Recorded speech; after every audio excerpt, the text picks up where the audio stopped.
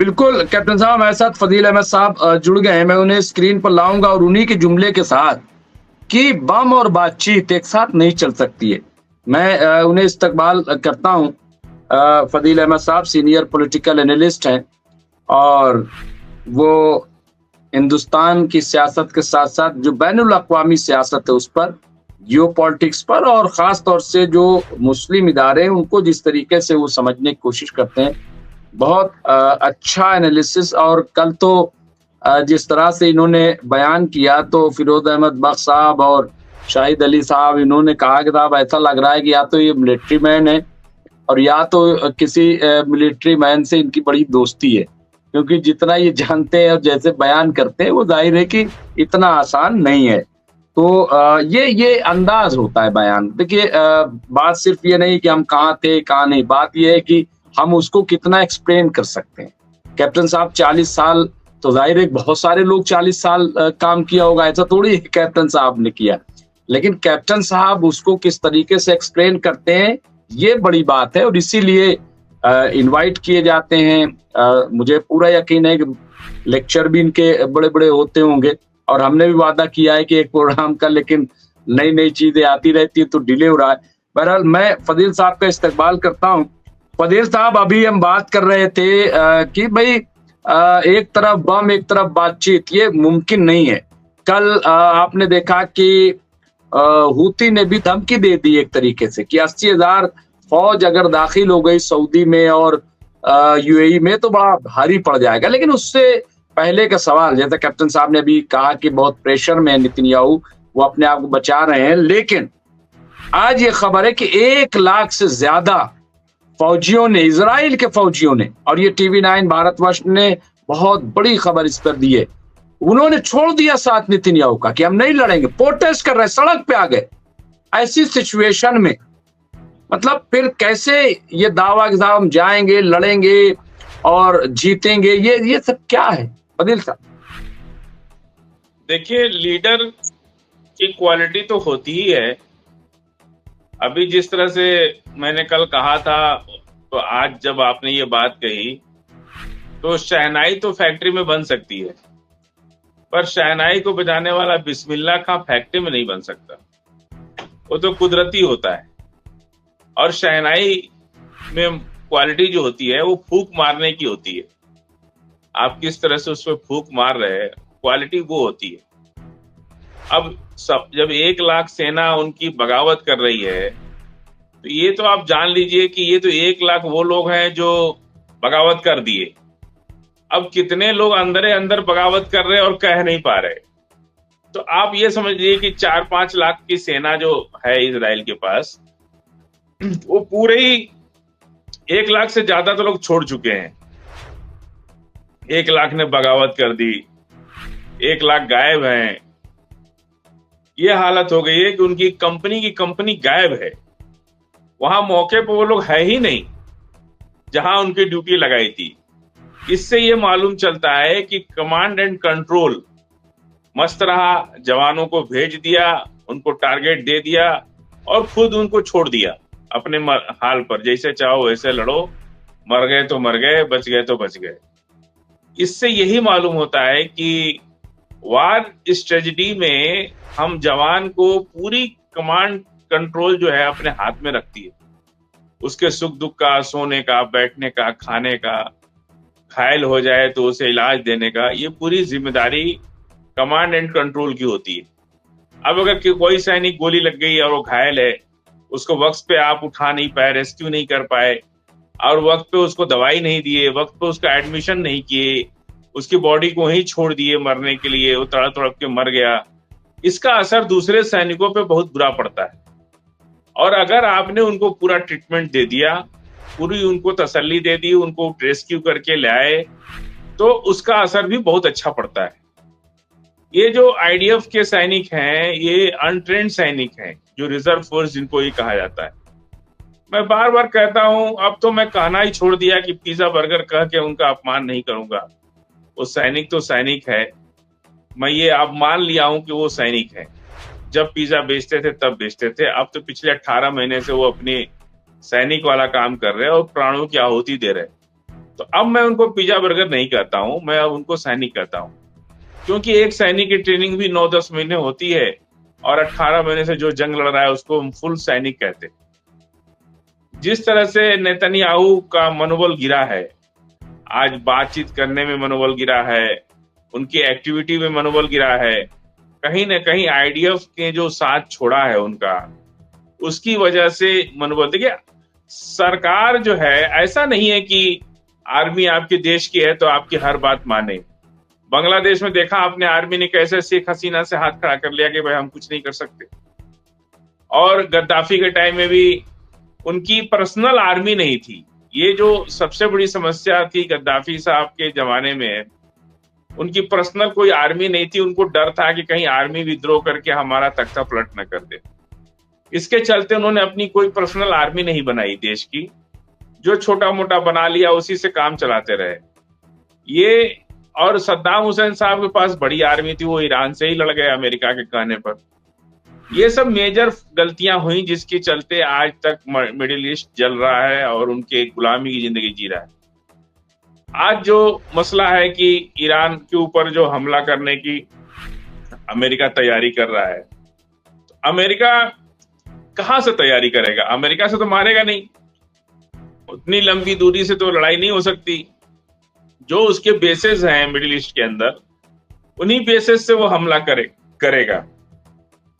तो इतने दिन से बेसेस को टारगेट करना, टारगेट फिक्स करना, एम लेना, शिस्त लेना, क्या ये ईरान ने छोड़ा होगा इसको?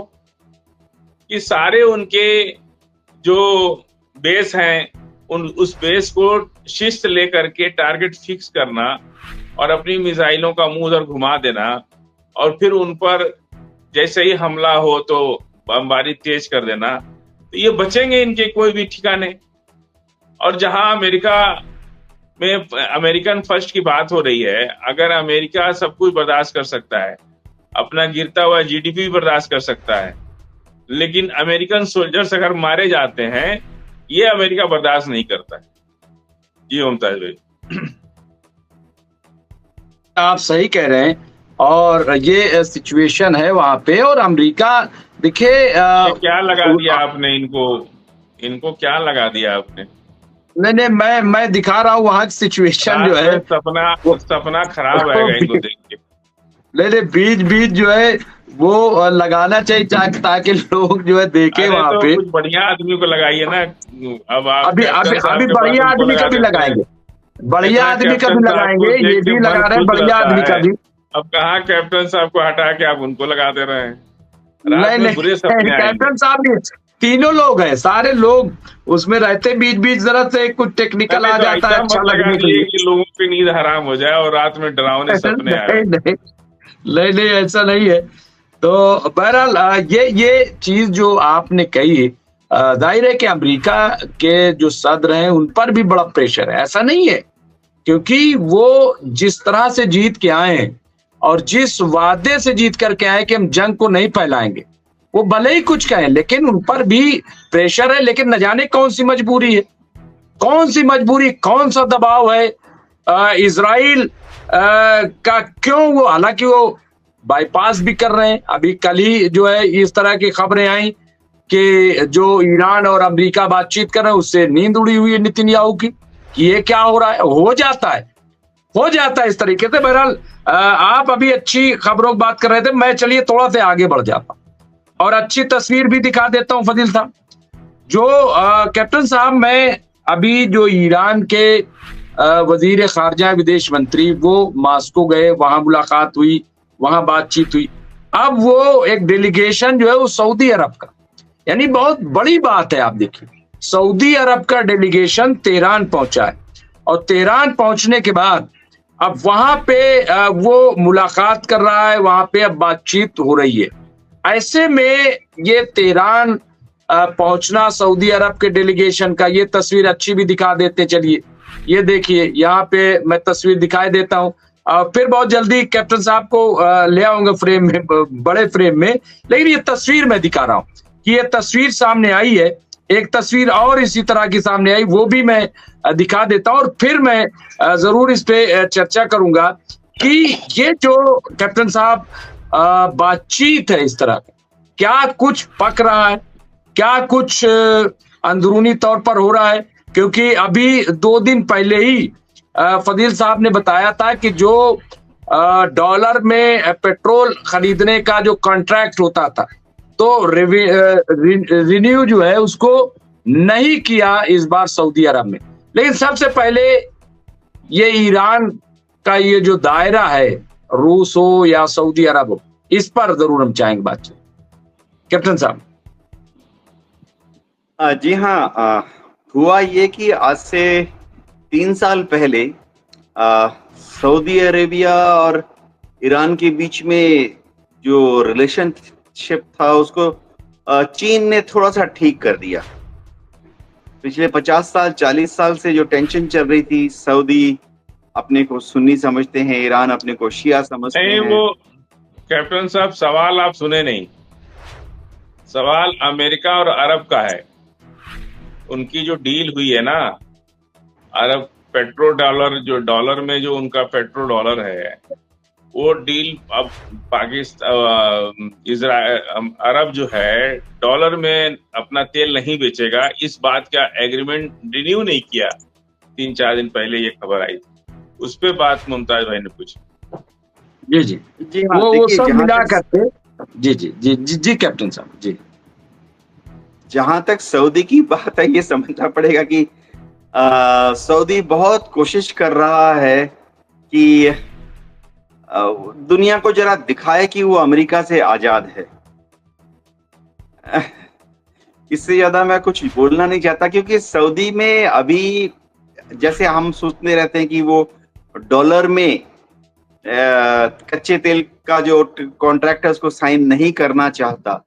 ये सब कैसे सऊदी में ठीक है, ऐसी बातें बीच बीच में उठती हैं, लेकिन सऊदी का ये समझना पड़ेगा वो जाएगा तो कहाँ जाएगा।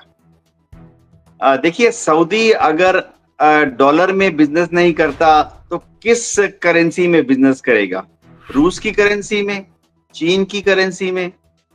एक सेकंड के लिए मान लेते हैं कि वो रूस की करेंसी में कच्चा तेल बेचेगा या वो चीन की करेंसी में कच्चा तेल बेचेगा, तो जब सऊदी के पास लाखों करोड़ों रूस की करेंसी जमा हो जाएगी, रूबल, या सऊदी के पास जब लाखों करोड़ों चीन की करेंसी जमा हो जाएगी, युआन, तो क्या करेगा उसका? ये समझना पड़ेगा कि कोई भी देश एक नई करेंसी में तभी डील कर सकता है अगर उसके अपने लोग उस करेंसी को लेना चाहते हैं। भारत में भी बीच बीच में कुछ जोशीले लोग बोल देते हैं कि भारत जो है डॉलर इकोनॉमी से अलग हो जाएगा, भारत जो है वो दूसरी करेंसीज में डील करेगा, ब्रिक्स है शायद एक नई करेंसी बना देगा। ऐसा नहीं होता है। भारत के खुद के लोग जो हैं वो दौड़ दौड़ के डॉलर जमा कर रहे हैं। कहीं से भी भारत के लोगों को डॉलर मिल जाए, पाउंड मिल जाए, दांत से पकड़ लेते हैं। और भारत में कोई भी इंटरेस्टेड नहीं है। आप कोई भी बिजनेस कम्युनिटी हो, चाहे मारवाड़ी हो, चाहे गुजराती हो, या कोई भी इंडस्ट्रियलिस्ट हो भारत का, आप उसको कितने भी रशियन करेंसी दे दीजिए, रूबल, कहेगा भाई मुझे नहीं चाहिए। आप उसको कितनी भी चाइनीज करेंसी दे दीजिए, युआन, कहेगा भाई मुझे नहीं चाहिए। क्यों? सऊदी को भी यही फेस करना पड़ेगा। सऊदी जाएगा तो दुनिया में जो कुछ मिलता है, अगर आपके पास पैसे हैं डॉलर में, तो आपको मिल सकता है। सऊदी में अगर उन्होंने हवाई जहाज खरीदने हैं, टैंक तो बत्तर बंद गाड़ियां खरीदनी है, सऊदी में अगर वो एक इंडस्ट्रियल हब बनाना चाहते हैं, सऊदी में अगर वो एक हाईवे बनाना चाहते हैं, दुनिया भर में वो डॉलर देंगे, लोग उनके यहाँ के काम करेंगे। भारत से भी हजारों की तादाद में, पाकिस्तान से, बांग्लादेश से हजारों की तादाद में लोग सऊदी में काम करने जाते हैं, क्योंकि पेमेंट जो है वो डॉलर लिंक्ड है। सऊदी अगर बांग्लादेश के या हिंदुस्तान के लोगों को बोला भाई सऊदी में आके काम करो, हम तुमको युआन में पेमेंट करेंगे, भारत से कोई भी युआन में पेमेंट लेके सऊदी में काम करने नहीं जाएगा। तो रिजवी साहब, ये सोचने वाली बात अलग होती है। जोश में दमखम दिखाने वाली बात अलग होती है और जो रियल पॉलिटिक्स है वो अलग होती है।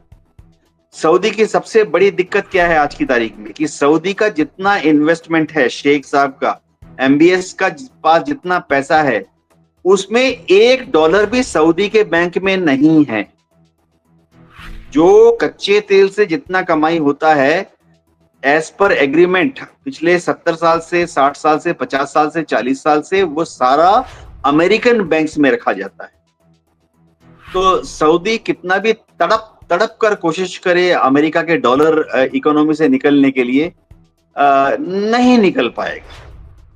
ये जो अर्थशास्त्री हैं वो इस फिनोमेना को अच्छी तरह समझते हैं। भारत के जो व्यापारी हैं वो जब विदेश में जाते हैं तो पेमेंट जैसे रुपी टर्म में नहीं लेते हैं। अगर आज मैं और रिजवी साहब आप बिजनेस करें विदेश में जाकर, भारत से जूता, चप्पल, चमड़ा कुछ बेचे अफ्रीका में, और अफ्रीका वाले अगर आपको और मुझे पेमेंट रुपी में करना चाहें, आप हैरान हो जाएंगे। हम और आप ही मना कर देंगे अफ्रीका के लोगों को। हम बोलेंगे भैया रुपये में पेमेंट मत करो, हमने तुम्हें सामान एक्सपोर्ट किया अफ्रीका में, please pay us in dollar, euro और पाउंड। क्योंकि रुपया लेकर कौन क्या करेगा। आज मेरे पास करोड़ों रुपए आ जाएं, मैं वो क्या जाके डेनमार्क या नीदरलैंड्स में एज ए टूरिस्ट जा सकता हूं उस रुपए के बलबूते पर? नहीं। मेरे को अगर डेनमार्क में जाना है एज ए टूरिस्ट, या मुझे हांगकांग में जाके एक सामान खरीदने हैं वहां से, मेरे को रुपीज में कोई नहीं देगा। तो ये जो डॉलर इकोनॉमी है, इसको समझने के लिए जो एक्सपीरियंस चाहिए वो ना तो वो सऊदी जानता है, लेकिन वो तड़प रहा है ऐसे करने के लिए, होगा नहीं। इसकी ये पूरा चैप्टर ही अलग से है।